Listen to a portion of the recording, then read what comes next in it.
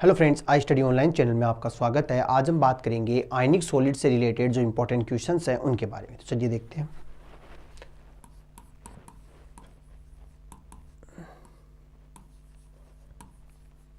आयनिक solid,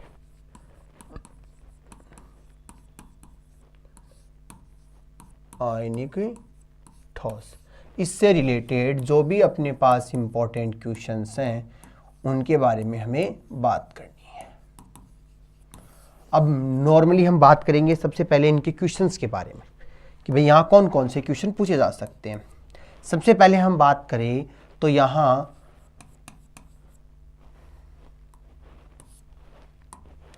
पहला अपने पास आता है बेंड सिद्धांत के आधार पर, बेंड सिद्धांत के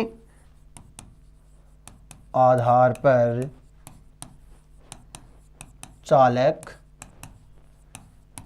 कुचालक व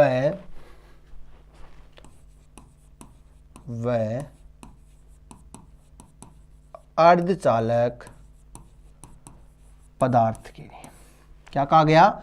बेंड सिद्धांत के आधार पर चालक, कुचालक, अर्धचालक पदार्थ के बारे में इनसे रिलेटेड एक क्वेश्चन आ जाता है।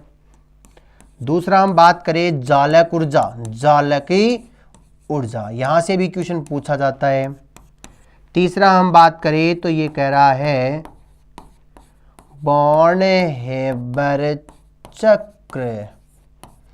नेक्स्ट हम बात करें त्रिज्या अनुपात, त्रिज्या अनुपात, ये त्रिज्या अनुपात जो है वो अष्टफलकीय संकुलों के लिए, चतुष्फलकीय संकुलों के लिए इस तरीके से पूछे जाते हैं।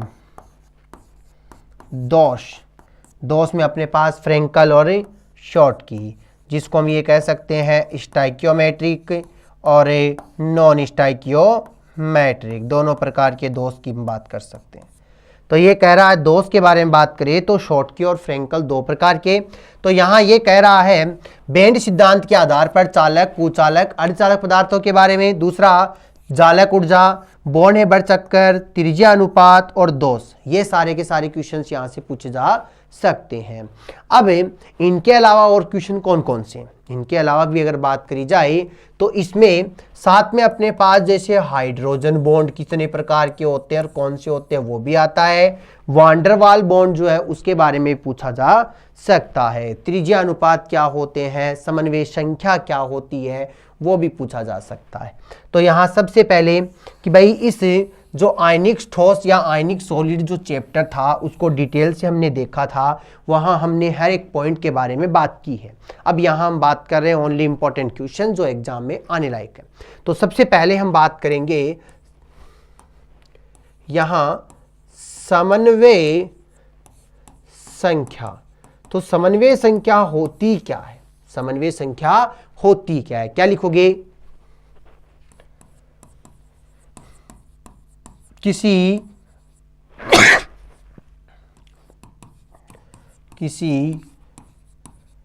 केंद्रीय परमाणु ऑब्लिक आयन द्वारा अपने चारों ओर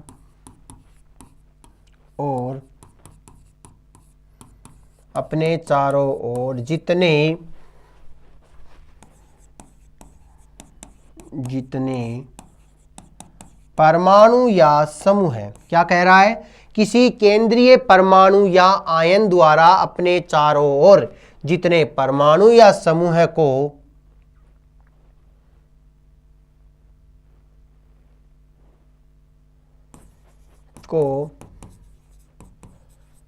आकर्षित किया जाता है,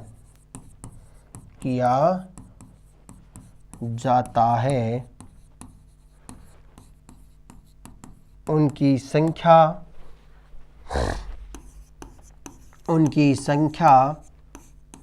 समन्वय संख्या कहलाती है। या दूसरा हम बात करें और लगा के, केंद्रीय परमाणु से जुड़े कुल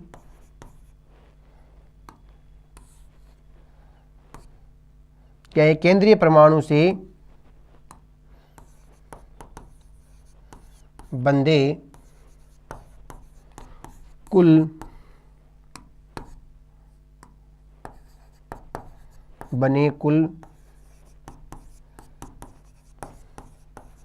बंधों की संख्या समन्वय संख्या कहलाती है।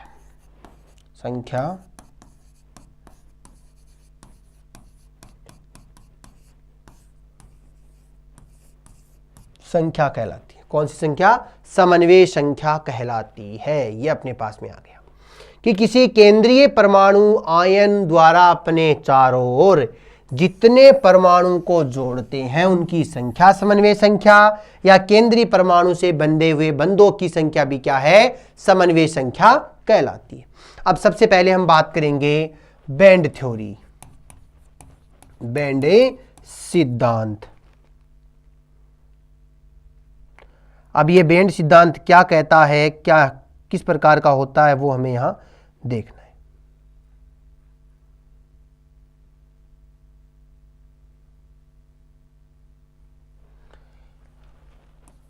बैंड सिद्धांत। अब ये बैंड सिद्धांत देखो, सबसे पहले हम बात करें बैंड सिद्धांत जो है, इसमें दो प्रकार के बैंड होते हैं। एक होता है संयोजकता बैंड, एक अपने पास होता है चालन बैंड। अब कोई भी पदार्थ है तो ये कह सकते हो सबसे पहले इलेक्ट्रॉन इसी संयोजकता बैंड में पाए जाते हैं। जब इलेक्ट्रॉन संयोजकता बैंड से चालन बैंड में जाता है और बिना किसी अवरोध के चला जाता है, बिना किसी रुकावट के चला जाता है, तो ये कह सकते हो इलेक्ट्रॉन का संयोजकता बैंड से चालन बैंड में जाना ही क्या है, चालकता है। कि जब इलेक्ट्रॉन एक बैंड से दूसरे बैंड में जा रहा है तो इसका मतलब इलेक्ट्रॉन की गति हो रही है, और इलेक्ट्रॉन अगर गति करता है तो वो ये कह सकते हो चालकता प्रदर्शित करता है। अब यहां हम बात करेंगे कि भाई चालन बैंड, संयोजकता बैंड, इसके बारे में।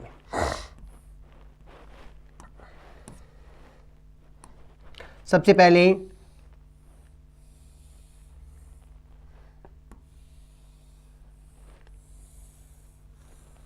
एक,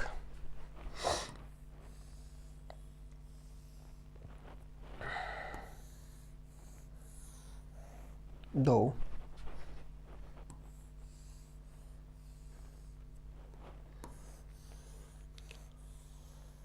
तीन।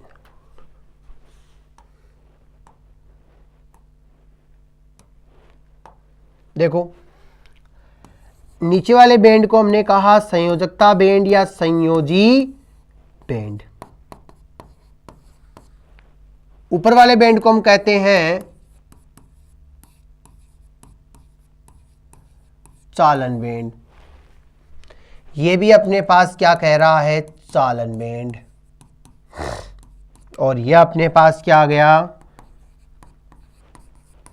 संयोजी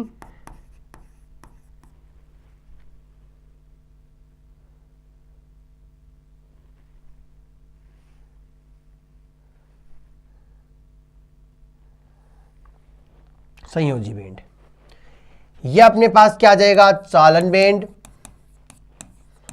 और यहां आ जाएगा संयोजी बैंड।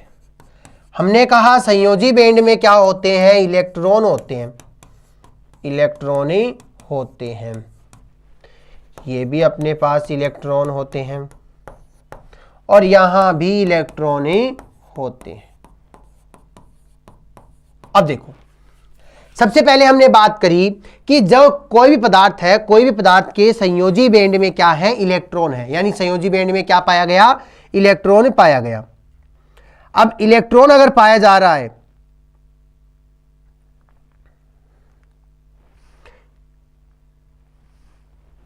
हम ये कह सकते हैं इलेक्ट्रॉन पाया जा रहा है, तो हम ये कहें कि ये इलेक्ट्रॉन क्या करेगा, मूवमेंट करेगा और यहां से संयोजी बैंड से चालन बैंड में जाएगा।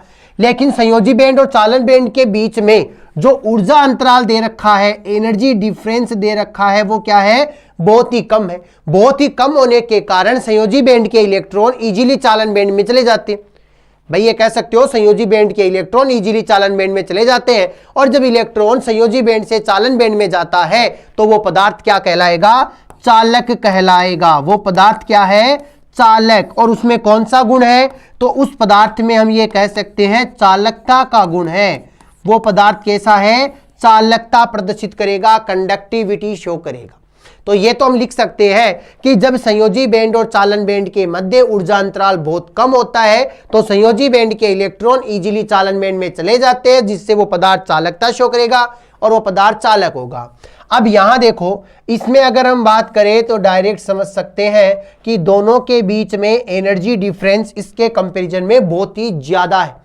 दूसरा, संयोजी बैंड भरा हुआ है क्योंकि इलेक्ट्रॉन है, तो ये कह रहा है संयोजी बैंड के इलेक्ट्रॉन जब चालन बैंड में नहीं जा पाते, क्यों नहीं जा रहे हैं, एक तो ऊर्जा अंतराल बहुत ज्यादा है, दूसरा ये कह सकते हो जब इलेक्ट्रॉन संयोजी बैंड से चालन बैंड में जाता है तो दूरी अधिक होने के कारण इनके बीच में अवरोध उत्पन्न हो जाते हैं, अवरोध उत्पन्न हो जाते हैं, और अवरोध उत्पन्न होने के कारण इलेक्ट्रॉन अवरोध को पार कर नहीं पाते, और जब इलेक्ट्रॉन अवरोध पार नहीं करेंगे तो वापस हम ये कह सकते हैं संयोजी बैंड में ही रह जाएंगे। तो ये पदार्थ जो है वो कैसा है, कुचालक है, इसको हम कुचालक बोल सकते हैं, या ये पदार्थ जो है उसको हम अचालक भी बोल सकते हैं, अचालक भी बोल ही सकते हैं। नेक्स्ट हम बात करें संयोजी बैंड, ये अपने पास क्या है, तो यहां ये कहेंगे, इसको हम कहेंगे अर्धचालक,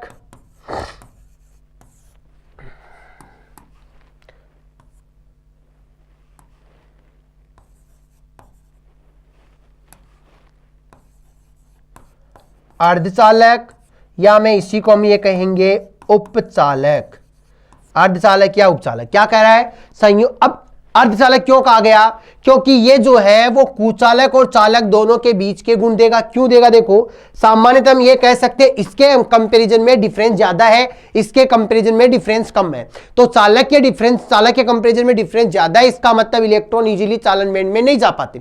जब इलेक्ट्रॉन चालन बैंड में नहीं जा पाते तब तो ये कुचालक की तरह काम करेगा, लेकिन जैसे ही हम इसको हीट देंगे, यहां गर्म करेंगे, हीट देंगे, लाइट देंगे, तो ये क्या करेगा, एनर्जी एब्जॉर्ब कर इलेक्ट्रॉन एक्साइटेड हो जाएगा, इलेक्ट्रॉन एक्साइटेड होकर डबल गति से मूवमेंट करेगा और सीधा ही चालन बैंड में पहुंच जाएगा। तो एनर्जी देने पर जब वो इलेक्ट्रॉन चालन बैंड में जा रहा है तब तो चालक की तरह बिहेव कर रहा है, और जब इलेक्ट्रॉन डायरेक्ट हम बात करें कि चालन बैंड में जा रहा है तो वो पॉसिबल नहीं है, एनर्जी डिफरेंस ज्यादा है, तो उस कंडीशन में एक कुचालक की तरह बिहेव करेगा। तो चालक और कुचालक दो प्रकार की अपने पास कंडीशन है, तो अर्धचालक या उपचालक जो है वो इन दोनों के बीच काम करते हैं कि अगर हमने टेम्परेचर हीट दी है तब तो वो चालक की तरह बिहेव करेगा, और हीट नहीं दे रहे तब वो कुचालक की तरह बिहेव करेगा। तो एग्जाम्पल में अगर बात करी जाए तो चालक पदार्थ कौन कौन से होते हैं, तो चालक में हम बात करें लोहा, सिल्वर, तांबा, या ये कह सकते हो लगभग सारी की सारी मेटल ही क्या होती है, चालक होती है। कुचालक की बात करें तो लकड़ी, प्लास्टिक, रबर, और अर्धचालक की बात करें तो यहां क्या लिखोगे, सिलिकॉन, जर्मेनियम, ये सारे के सारे क्या हैं, अर्धचालक है। तो ये अपने पास बैंड सिद्धांत के बेस पर हमने बात करी है कि चालक, कुचालक, अर्धचालक जो है वो किस प्रकार के होते हैं।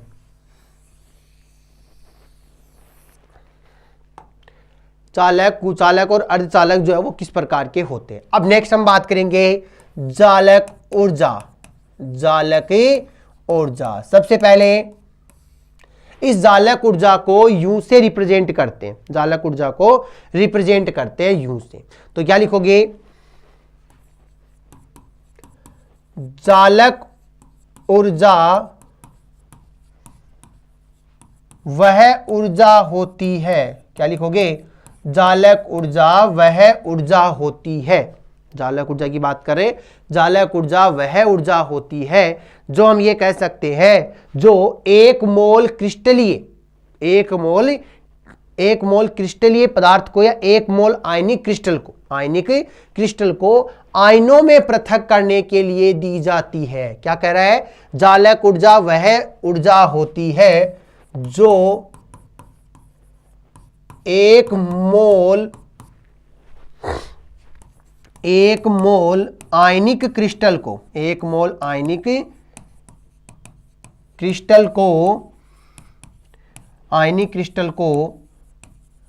पृथक करने के लिए पृथक करने के लिए दी जाती है। जालक ऊर्जा की बात करें, दी जाती। दूसरा और लगा के हम बात करें इसी जालक ऊर्जा के बारे में, इसी जालक ऊर्जा में किसी आयनिक क्रिस्टल, कौन सा क्रिस्टल है? आयनिक क्रिस्टल। तो ये कह रहा है किसी आयनिक क्रिस्टल, किसी आयनिक क्रिस्टल की जालक ऊर्जा वह ऊर्जा होती है, क्या कहा गया? किसी आयनिक क्रिस्टल की जालक ऊर्जा वह ऊर्जा होती है, वह ऊर्जा होती है जो अनंत दूरी पर स्थित, अनंत दूरी पर स्थित दो गैसीय परमाणु को, गैसीय परमाणु, अब गैसीय परमाणु है उन्हें हमें जोड़ना है, तो अनंत दूरी पर स्थित दो गैसीय परमाणु को, दूरी पर स्थित गैसीय परमाणु को, या ये कहें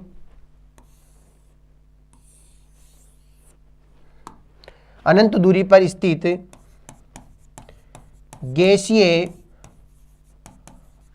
आयनों को जोड़ने पर, गैसीय आयनों को जोड़ने पर एक मोल ठोस क्रिस्टल, क्या कहोगे? एक मोल ठोस क्रिस्टल का निर्माण होता है, एक मोल ठोस क्रिस्टल का निर्माण होता है। तो यहां हमें जालक ऊर्जा की बात करनी है, जालक ऊर्जा की हमें बात करनी है। निर्माण होता है तो निर्माण होने के दौरान निकलती है, निर्माण होने के दौरान निकलती है। सबसे पहले देखो, हमने ये कहा जालक ऊर्जा वह ऊर्जा होती है जो एक मोल आयनिक क्रिस्टल को पृथक करने के लिए दी जाती है, पृथक करने के लिए दी जाती है। जब तो हमने कहा कि आयनिक क्रिस्टल को हमने तोड़ दिया, तोड़ने के लिए हमने एनर्जी दी, और दूसरा कह रहा है जब गैसीय क्रिस्टल, गैसीय परमाणु आपस में जुड़े उस दौरान एनर्जी निकल गई। तो यह कह रहा है किसी आयनिक क्रिस्टल की जालक ऊर्जा वह ऊर्जा होती है जो अनंत दूरी पर स्थित गैसीय आयनों को जोड़ने पर एक मोल ठोस क्रिस्टल का निर्माण होने के दौरान ही निकलती है। नेक्स्ट हम बात करें, जालक ऊर्जा को यूं से दर्शाया जाता है, जालक ऊर्जा को यूं से दर्शाया जाता है कि भाई ये यूं जो है वो अपने पास क्या बताएगा? इस जालक ऊर्जा को बता देगा। तो यहां जालक ऊर्जा, ये जालक ऊर्जा क्या कह रही है वो हमने बात करी कि जालक ऊर्जा वह ऊर्जा होती है जो एक मोल आयनिक क्रिस्टल को पृथक करने के लिए दी जाती है। जालक ऊर्जा वह ऊर्जा होती है जो एक मोल आयनिक क्रिस्टल को पृथक करने के लिए दी जाती है, या ये कह सकते हो कि किसी आयनिक क्रिस्टल की जालक ऊर्जा वह जालक ऊर्जा होती है जो अनंत दूरी पर स्थित गैसीय आयनों को जोड़ने पर एक मोल ठोस क्रिस्टल के निर्माण के दौरान निकलती है। वो अपने पास क्या हो जाएगी? जालक ऊर्जा हो जाएगी। अब इसकी सिंपल सी जो रिएक्शन है वो हम देख लेंगे कि भाई जालक ऊर्जा किस प्रकार की होती है। सबसे पहले हमने कहा M+। अब M क्या है? आयन है। M अपने पास क्या है? आयन है। कैसा है? गैसीय। X- ये भी क्या है? गैसीय आयन है। तो M और X दोनों ही क्या है? गैसीय आयन है। M और X दोनों ही क्या है? गैसीय आयन है। तो इनसे अपने को क्या मिला? Mx सॉलिड मिला। तो इस दौरान यूं ऊर्जा जो है वो रिलीज हुई है। तो ये कह सकते हो दो गैसीय परमाणुओं को जोड़ने पर अपने को एक ठोस क्रिस्टल का निर्माण हुआ, और इस ठोस क्रिस्टल के निर्माण के दौरान जो ऊर्जा निकली वही क्या है? जालक ऊर्जा। वही क्या है? जालक ऊर्जा होती है। उसी को हम क्या कहेंगे? जालक ऊर्जा कहेंगे। अब ये कह रहा है इस जालक ऊर्जा को प्रभावित करने वाले कारक जो है वो कौन कौन से हैं, यानी प्रभावित करने वाले फैक्टर कौन कौन से हैं, उसके बारे में हम बात करेंगे। तो ये कह रहा है प्रभावित करने वाले कारक। प्रभावित करने वाले कारक फैक्टर जो है वो कौन कौन से हैं वो हमें देखना है। सबसे पहला आयनिक आवेश, कि जिन गैसीय आयनों को हमने जोड़ा है, जिन गैसीय आयनों को हमने जोड़ा है उन गैसीय आयनों का आवेश कितना है। तो पहला अपने पास क्या हो गया, आयनिक आवेश, आयनिक आवेश। दूसरा हम बात करें कि जो क्रिस्टल बना है उस क्रिस्टल की संरचना, या नॉर्मली हम ये कह सकते हैं क्रिस्टल संरचना। तीसरा हम बात करें आयनिक त्रिज्या, आयनिक त्रिज्या, कि जिन आयनों को हमने जोड़ा उन आयनों की त्रिज्या किस प्रकार की है। आयनों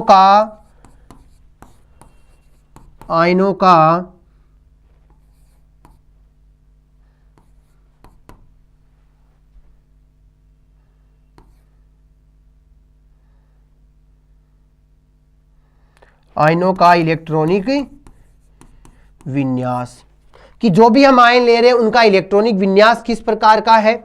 नेक्स्ट हम बात करें कि अपने पास जो क्रिस्टल है तो क्रिस्टल के या क्रिस्टल में सहसंयोजी गुण, तो क्रिस्टल के सहसंयोजी गुण, ये भी यहां इफेक्ट डाल देते हैं।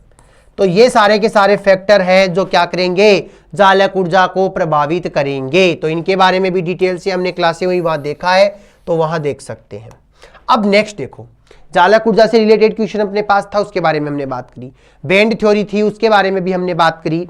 अब एक क्वेश्चन आता है अर्धचालक, और अर्धचालक कितने प्रकार के होते हैं, उनमें मुख्य कौन कौन सा है, उसके बारे में बात करेंगे।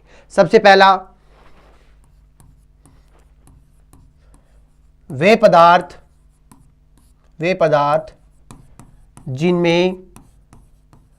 जिनमें संयोजी बैंड के इलेक्ट्रॉन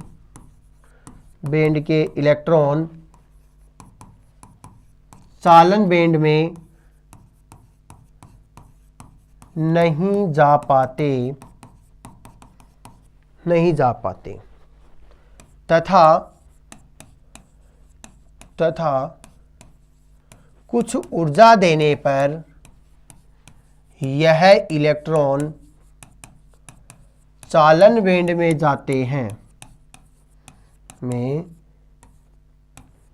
चले जाते हैं, तो इस पदार्थ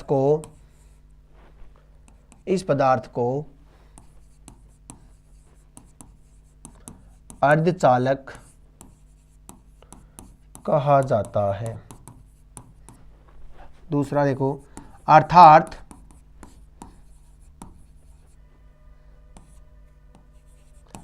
अर्धचालक वह होता है जिसमें चालक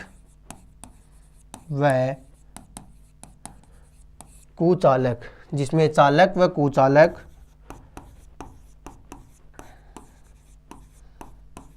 दोनों के गुण उपस्थित होते हैं। क्या कहा गया, अर्धचालक वह होता है जिसमें चालक व कुचालक दोनों के गुण उपस्थित होते हैं। जिसमें चालक व कुचालक दोनों के गुण उपस्थित होंगे उसी को हम क्या कहेंगे, अर्धचालक कहेंगे। अब देखो, मुख्यतः अर्धचालक दो प्रकार के होते हैं एक अपने पास है n प्रकार का अर्धचालक, n प्रकार का, दूसरा अपने पास कह रहा है p प्रकार का। तो ये n प्रकार और p प्रकार के जो अर्धचालक है दोनों ही अपने पास क्या होंगे, इलेक्ट्रिसिटी ये कह सकते हो कंडक्ट करेंगे। अब इनमें हम ये कह सकते हो n प्रकार और p प्रकार दो प्रकार के अर्धचालक लिए, तो दोनों में अपने पास क्या होगा कि भाई एक तो अपने पास क्या लेंगे कि अधिक इलेक्ट्रॉन वाले की अशुद्धि हम कहाँ मिलेंगे, एक अपने पास क्या होगा कि कम इलेक्ट्रॉन वाली अशुद्धि हम कहाँ मिलेंगे। तो n प्रकार का अर्धचालक जिसमें अशुद्धि, ऐसे अशुद्धि लेंगे जिनमें इलेक्ट्रॉन की संख्या ज्यादा होगी। तो अपने पास जैसे सिलिकॉन में हम लोग ये बोलते हैं कि भाई फॉस्फोरस की अशुद्धि डाले तो एक इलेक्ट्रॉन ज्यादा होगा, वो इलेक्ट्रॉन मूवमेंट करेगा और ये अपने पास इलेक्ट्रिसिटी दे देगा। दूसरा अपने पास पी प्रकार का है, तो इसमें एल्यूमिनियम डाल दे तो एल्यूमिनियम में एक इलेक्ट्रॉन की कमी रहेगी, तो एक बंद वैकेंट रह जाएगा, ऑर्बिट खाली रह जाएंगे, तो उसमें इलेक्ट्रॉन गति करते रहेंगे, तो वो भी क्या करेगा, ये कह सकते हो चालकता प्रदर्शित कर देगा। तो इनके बारे में भी डिटेल से हम देख सकते हैं। तो ये अपने पास अर्धचालक। दूसरा हम बात करें एफ केंद्र क्या होता है, एफ केंद्र। तो एफ सेंटर को हम क्या कहेंगे, जब किसी क्रिस्टलीय जालक में, जब किसी क्रिस्टलीय जालक में, क्रिस्टलीय जालक में कोई इलेक्ट्रॉन अंतराकाशी स्थानों में पाया जाता है तथा यह इलेक्ट्रॉन दृश्य क्षेत्र से ऊर्जा का अवशोषण करता है,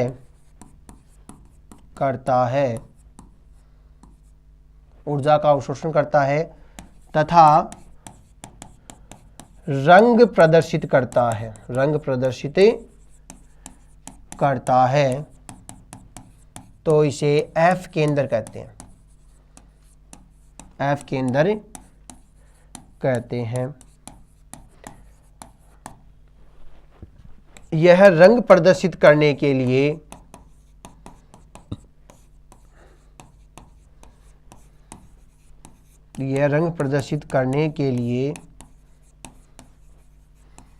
जिम्मेदार होता है, रंग प्रदर्शित करने के लिए जिम्मेदार होता है। कौन से की बात हुई, एफ केंद्र की। नेक्स्ट हम बात करें, क्या कह रहा है कि अपने पास एग्जाम्पल ये पूछा जाए लिथियम, और ये कह सकते हो कि भाई बैंड सिद्धांत के आधार पर हमें इस लिथियम के बारे में बताना है, यानी लिथियम धातु की जो अपने पास है लिथियम धातु, उसकी चालकता किस प्रकार की होगी उसके बारे में हमें बताना है। किसके बारे में, लिथियम धातु के बारे में।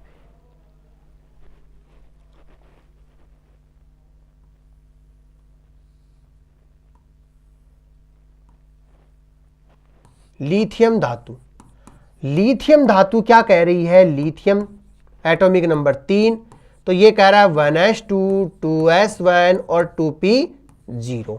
इस कंडीशन में हम ये कहें कि 1s कक्षक पूरा का पूरा भरा है, 2s कक्षक आधा खाली है और आधा भरा है। आधा खाली और आधा भरा है तो एनर्जी डिफरेंस बहुत ही कम होता है, थोड़ी सी एनर्जी लेकर ये 2s के जो इलेक्ट्रॉन है वो एक्साइटेड होकर उच्च ऊर्जा वाले में चले जाते हैं, यानी कि जो खाली पार्ट है वहां चले जाते हैं। फिर हम ये कह सकते हैं 2p कक्षक, 3 2p कक्षक इस लिथियम के अंदर क्या होते हैं, खाली होते हैं। 3 2p कक्षक जो है वो इस लिथियम के अंदर हम ये कह सकते हैं खाली होते हैं। तो यहां ये कह सकते हो कि जो इलेक्ट्रॉन अपने पास है वो इलेक्ट्रॉन एनर्जी एब्जॉर्ब करके खाली कक्षकों में अगर जा रहा है तो वो इलेक्ट्रॉन गति कर रहा है, और अगर इलेक्ट्रॉन गति कर रहा है तो वो चालकता प्रदर्शित करते हैं। लगभग हम बात करें, लगभग सारी मेटल से क्या करती है, चालकता प्रदर्शित करती है, यानी विद्युत की क्या होती है, चालक होती है। विद्युत की क्या होंगी, चालक होंगी या चालकता को प्रदर्शित करते हैं। तो यहां क्या लिखोगे, भाई धातु की बात कर रहे हैं, धातु में चालकता किस प्रकार की है,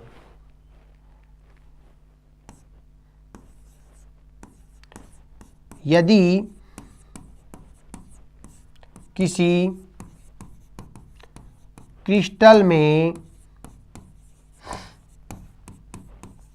अयुग्मित इलेक्ट्रॉन प्रेजेंट होते हैं, उपस्थित होते हैं, तो वह चालकता प्रदर्शित करता है। अधिकांश धातुएं विद्युत की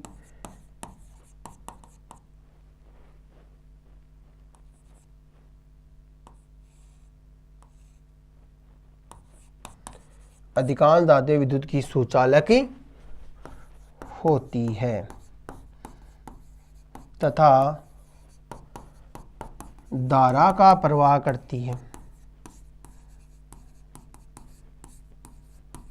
धारा का प्रवाह करती है, यानी यहाँ इजीली हम ये बोल सकते हैं कि इलेक्ट्रिसिटी या धारा जो है वो प्रवाहित हो जाती है। धारा का प्रवाह होता है, धारा प्रवाहित हो जाती है। अब कोई भी अपने पास धातु होगी, धातु में क्या होने चाहिए? अयुग्मित इलेक्ट्रॉन होने चाहिए। अगर अयुग्मित इलेक्ट्रॉन वहां प्रेजेंट है तभी वो क्या करेंगे? धारा का प्रवाह करती है, धारा का प्रवाह शो करेगी या धारा का प्रवाह करेगी। नेक्स्ट हम बात करें तो ये अपने पास दे रखा है बॉर्न हेबर चक्र।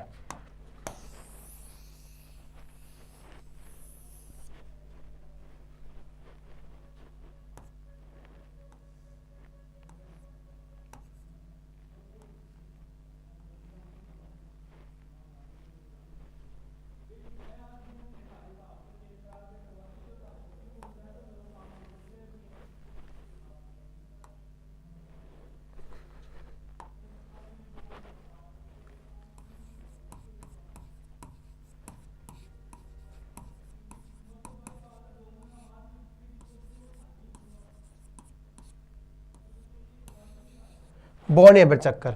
अब ये बॉर्न हेबर चक्कर जो है वो क्या कहता है कि कोई भी अपने पास जो गैसीय आयन है उससे जब क्रिस्टल का निर्माण हुआ तो उस क्रिस्टल निर्माण के दौरान हमें कौन कौन सी प्रोसेस काम में लेनी पड़ी, यानी किस किस प्रोसेस के दौरान हम ये एक क्रिस्टल का निर्माण करते हैं या एक सॉलिड स्टेट का नाम निर्माण करते हैं। यानी गैसियस स्टेट से उसको सॉलिड स्टेट में कन्वर्ट किया है तो उस दौरान हमने कौन कौन सी स्टेप काम में ली। तो मैं यहाँ ये कह सकता हूँ, एक तो हमने लिया है ऊर्ध्वपातन ऊर्जा, ऊर्ध्वपातन ऊर्जा।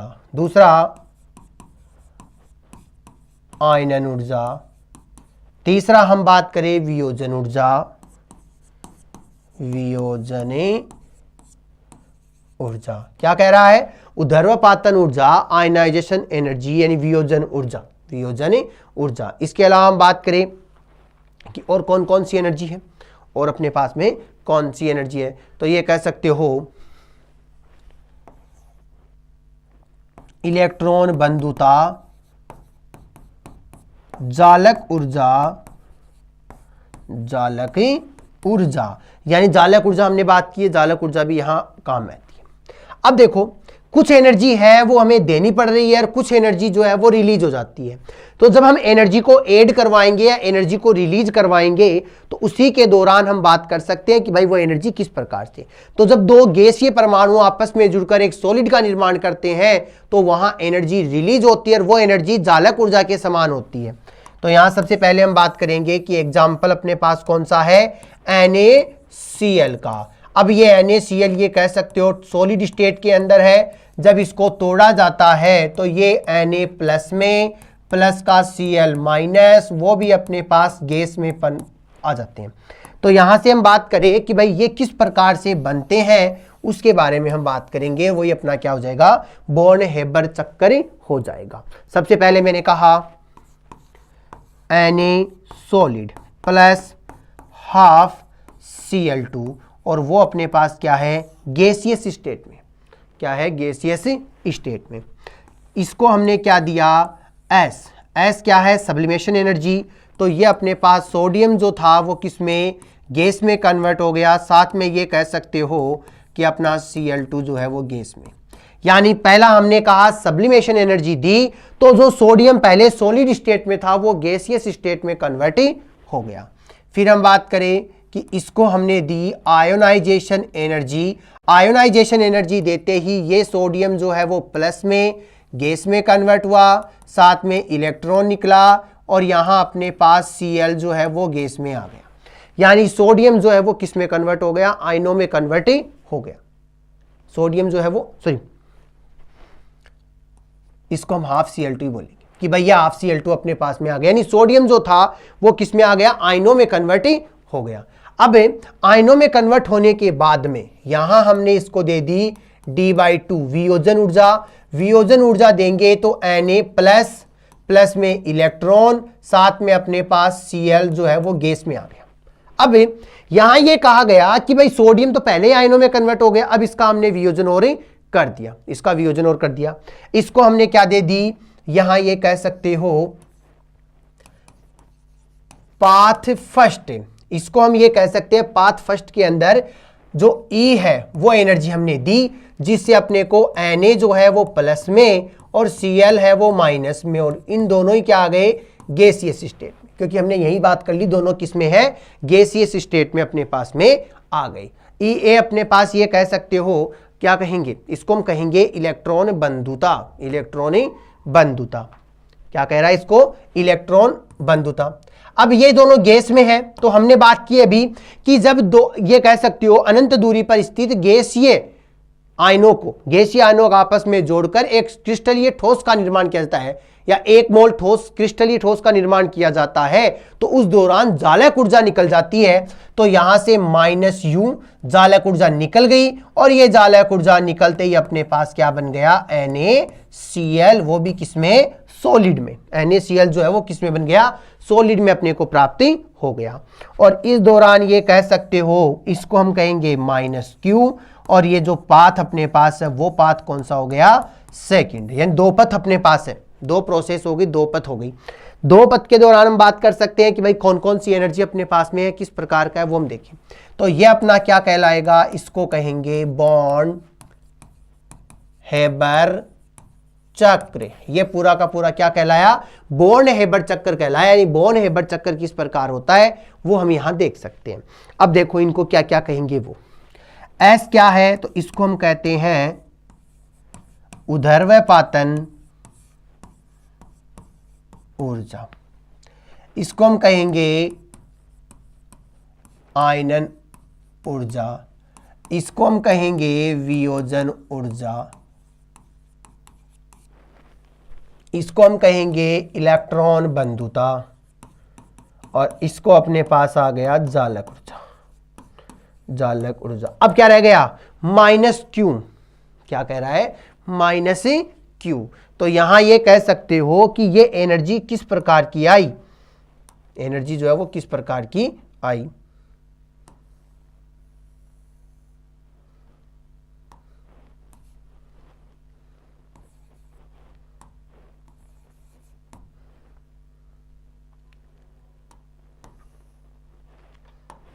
अब यहां से टोटल एनर्जी निकाली जाएगी भाई किस प्रकार की है। तो मैं ये कहूं डेल HF इज इक्वल, क्या कह रहा है, del HF is equal -EA electron बंधुता -U प्लस, -U क्या है, जालक ऊर्जा, माइनस क्या है, जालक ऊर्जा, plus sublimation energy plus ionisation energy plus वियोजन ऊर्जा D/2। तो इससे हम क्या करेंगे, डेल H निकाल देंगे, क्या कहेंगे, डेल H जो है वो हम यहां निकाल देंगे, जो अपने पास संवहन ऊष्मा को बताती है। तो यहां देखो इलेक्ट्रॉन बंधुता और जालक ऊर्जा तो अपने पास माइनस में, सब ऊर्ध्वपातन ऊर्जा, आयनन ऊर्जा और वियोजन ऊर्जा ये तीनों की तीनों क्या है, प्लस में। तो यहां ये कह सकते हो कि ये दोनों माइनस है वो तो निकल रही है, और सब्लिमेशन, आयनाइजेशन और जो वियोजन ऊर्जा है इनको हमने ऐड करवाया है कि भाई अपने पास में जब सॉलिड और जो क्लोरीन गैस था परमाणु की फॉर्म में, इसको हमने ऊर्ध्वपातन एनर्जी दी, तो सोडियम जो सॉलिड था वो गैस में कन्वर्ट हुआ। जब ये गैस में कन्वर्ट हो गया, तो इसको हमने आयनन ऊर्जा दी कि भाई अब गैस में कन्वर्ट हुआ है, अब इसको आयनों में कन्वर्ट कर दिया जाए। तो इस सोडियम ने क्या कर दिया, अपना एक इलेक्ट्रॉन डोनेट किया और सोडियम प्लस आयन में कन्वर्ट हो गया, आयोनाइजेशन एनर्जी होगी। आयोनाइजेशन एनर्जी के बाद हमने इसको वियोजन ऊर्जा दी, तो जो क्लोरीन अणु की फॉर्म में था उसको परमाणु की फॉर्म में, और ये क्लोरीन गैस में कन्वर्ट हो गया। उसके बाद हमने कहा कि इसको इलेक्ट्रॉन बंधुता दी, ये जो इलेक्ट्रॉन था वो क्लोरीन के साथ में क्या कहोगे, बंध बना रखा है, यानी ये इलेक्ट्रॉन क्लोरीन में जुड़ गया। क्लोरीन में जब इलेक्ट्रॉन जुड़ता है, किसी परमाणु में जब इलेक्ट्रॉन जुड़ता है तो इलेक्ट्रॉन बंधुता एनर्जी जो है वो रिलीज हो गई। तो ये इलेक्ट्रॉन क्लोरीन में जुड़ गया, क्लोरीन माइनस में, इलेक्ट्रॉन बंधुता बाहर निकल गई। अब सोडियम प्लस क्लोरीन माइनस दोनों ही क्या है, आयनिक फॉर्म में है, दोनों ही गैसीय स्टेट में है। जब गैसीय आयन आपस में जुड़कर एक मोल ठोस का निर्माण करते हैं तो उस दौरान जालक ऊर्जा जो है वो रिलीज हो जाती है, उस दौरान जालक ऊर्जा रिलीज हो जाती है, जो अपने पास ये रहा। अब इसकी टोटल एनर्जी हमने निकाली तो माइनस ई ए का मतलब इलेक्ट्रॉन बंधुता माइनस जालक ऊर्जा प्लस उदरपातन ऊर्जा प्लस आयोनाइजेशन एनर्जी और d/2 वियोजन ऊर्जा। तो इन तीनों को तो हमने ये कह सकते हो रिएक्शन के दौरान दी है, ये दोनों हमें प्राप्त हुई है। तो ये अपने पास क्या कहलाएगा, बॉर्न हेबर्ट चक्कर जो है उसके बारे में हम बात कर सकते हैं कि भाई इसको बॉर्न हेबर्ट चक्कर बोलेंगे। क्या कहेंगे, बॉर्न हेबर्ट चक्कर किस प्रकार का होता है उसके बारे में हमने बात कर ली कि भाई बॉर्न हेबर्ट चक्कर कैसा है, किस प्रकार का होता है, बॉर्न हेबर्ट चक्कर कैसा है और किस प्रकार का होता है उसके बारे में हम बात कर सकते हैं। नेक्स्ट हम बात करें कि भाई अपने पास में दे रखा है कि भाई ये कहें जालक ऊर्जा हमने देख ली, बॉर्न हेबर्ट चक्कर हमने देख लिया। अब नेक्स्ट हम बात करें कि जो त्रिज्या अनुपात है, क्या कहोगे, त्रिज्या अनुपात है, उसके बारे में हम बात करें।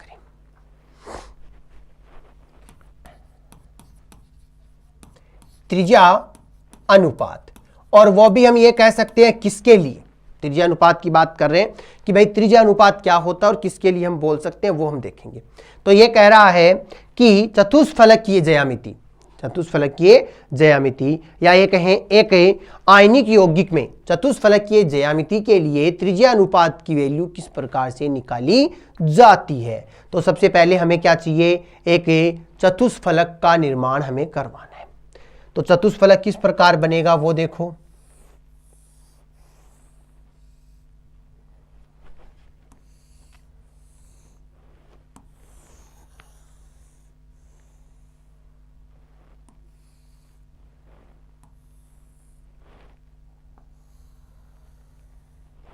इसको हम क्या कहेंगे, एक घन है, इसको हम क्या कहेंगे, एक ही घन है।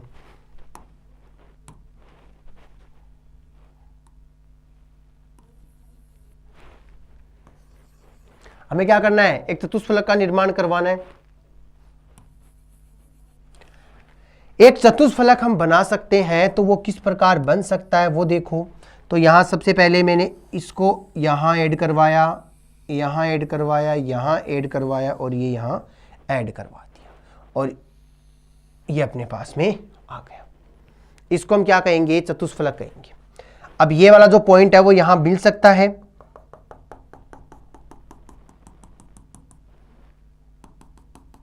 ये देखो, ये अपने पास बिंदु क्या हो गया, इस बिंदु की अगर बात करें तो अपने पास क्या कह रहा है, इसको हम कहेंगे O, इसको हम कहेंगे P। इस चतुर्भुज की बात करें तो A, ये कह रहा है B, ये कह रहा है C और ये अपने पास में D, ये अपने पास में आ गए। तो यहां A B C D ये अपने पास में आ गया, किस प्रकार का वो हम देख सकते हैं। इधर हम बात करें तो अपने पास में E F वगैरह जो है वो हम ऐड कर लेंगे, भाई कौन कौन से और किस प्रकार से। तो यहां इस चतुर्भुज के लिए हमें क्या करना होगा, त्रिज्या अनुपात निकालना होगा।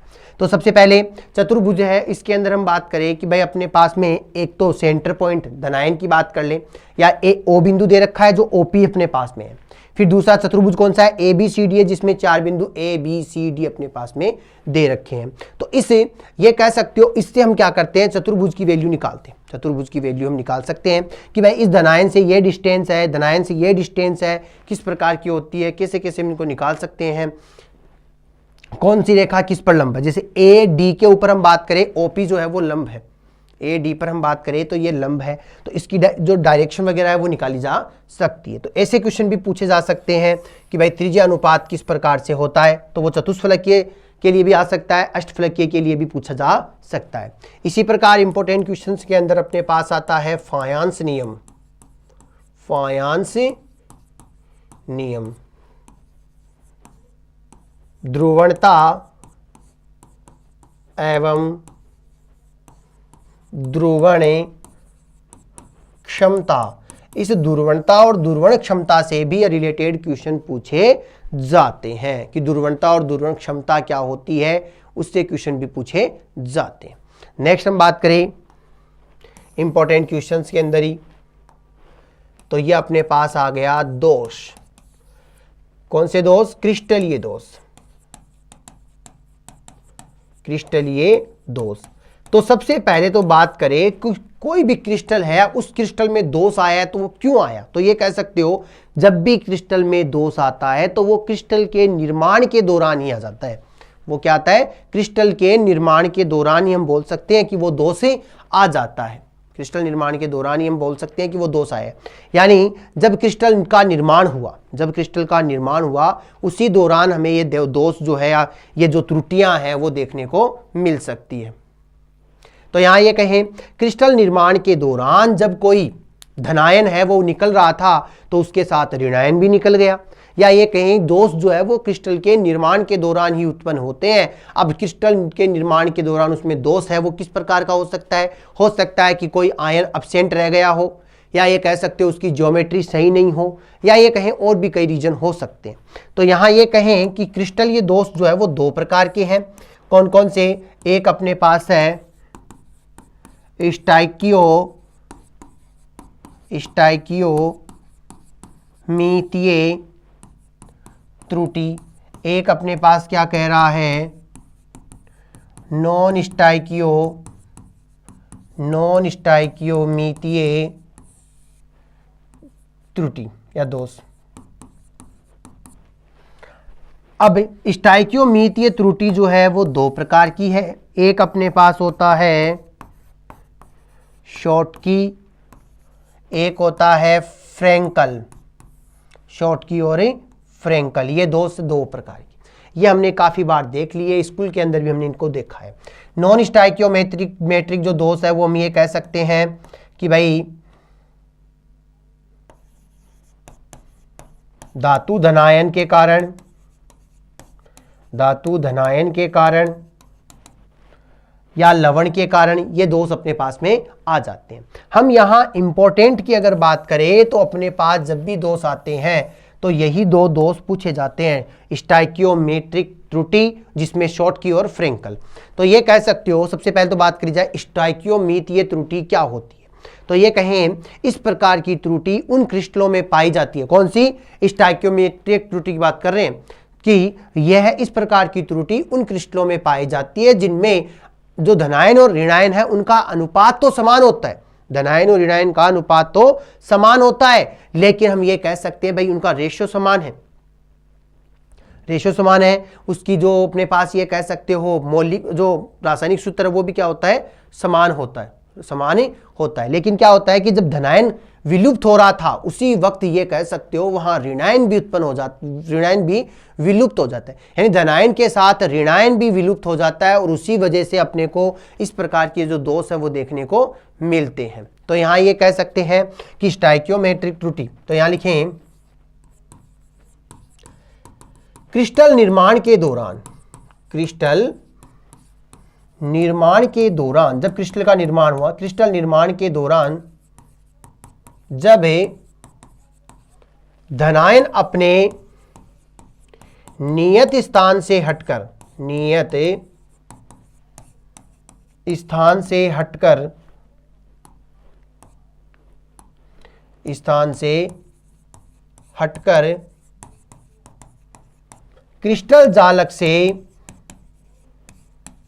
क्रिस्टल जालक से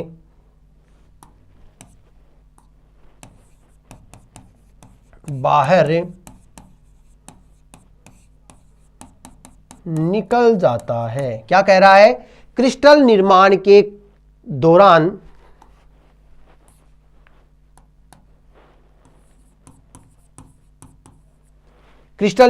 दौरान जब धनायन अपने नियत स्थान से हटकर क्रिस्टल जालक से बाहर निकल जाता है उसी दौरान ऋणायन भी अपने स्थान से हट जाता है,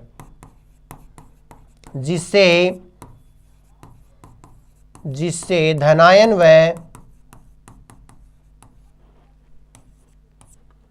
व ऋणायन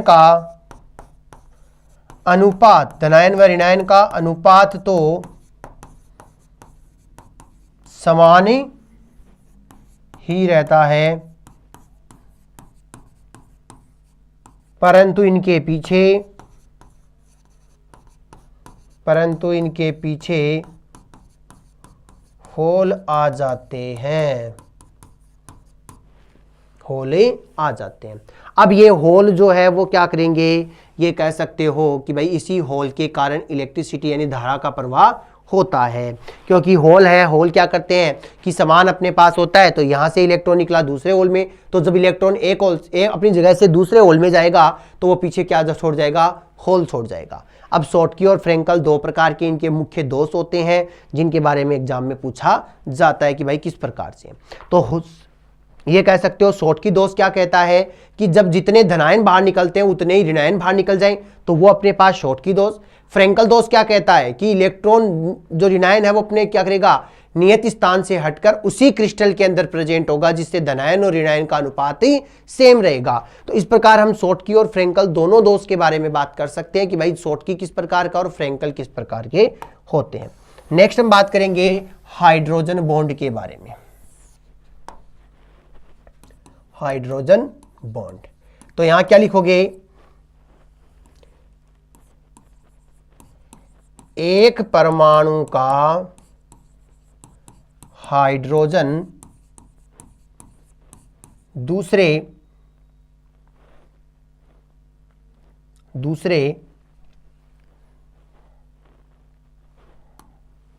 ये नहीं, एक अणु का हाइड्रोजन दूसरे अणु के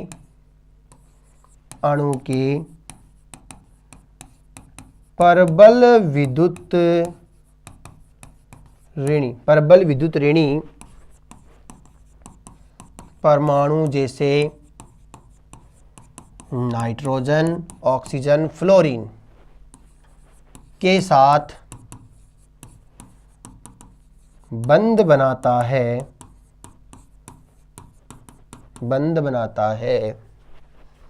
तो उसे हाइड्रोजन बॉन्ड कहा जाता है।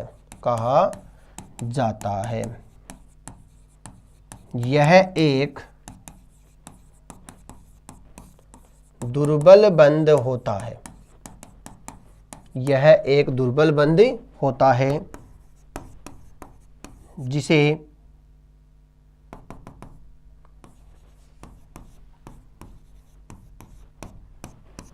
कटी फटी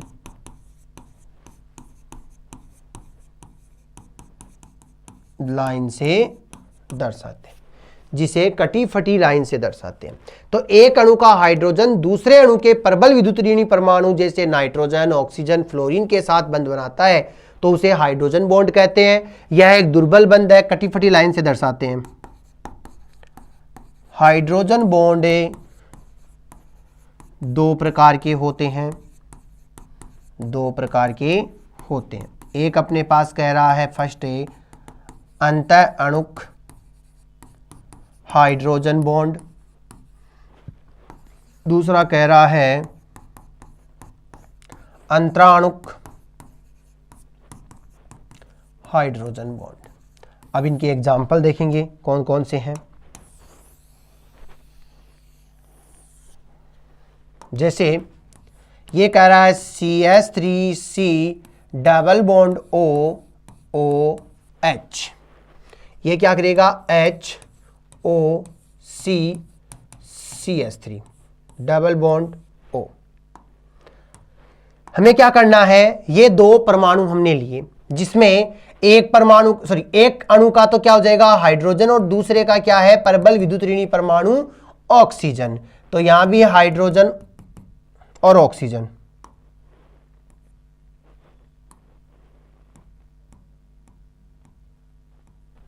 तो ये अपने पास क्या कहलाएगा हाइड्रोजन बॉन्ड।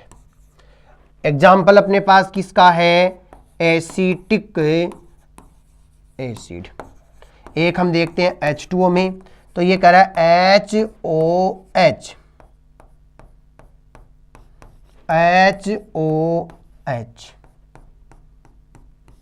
HOH। तो ये अपने पास क्या हो गया, हाइड्रोजन बॉन्ड ही हो गया कि भाई ये अपने पास क्या है, हाइड्रोजन बॉन्ड है। इन हाइड्रोजन बॉन्ड को हम कटी फटी लाइनों से रिप्रेजेंट कर सकते हैं। तो ये कुछ इंपॉर्टेंट क्वेश्चंस थे जिनके बारे में हमने बात करी। आज की क्लास यहीं तक। Thank you.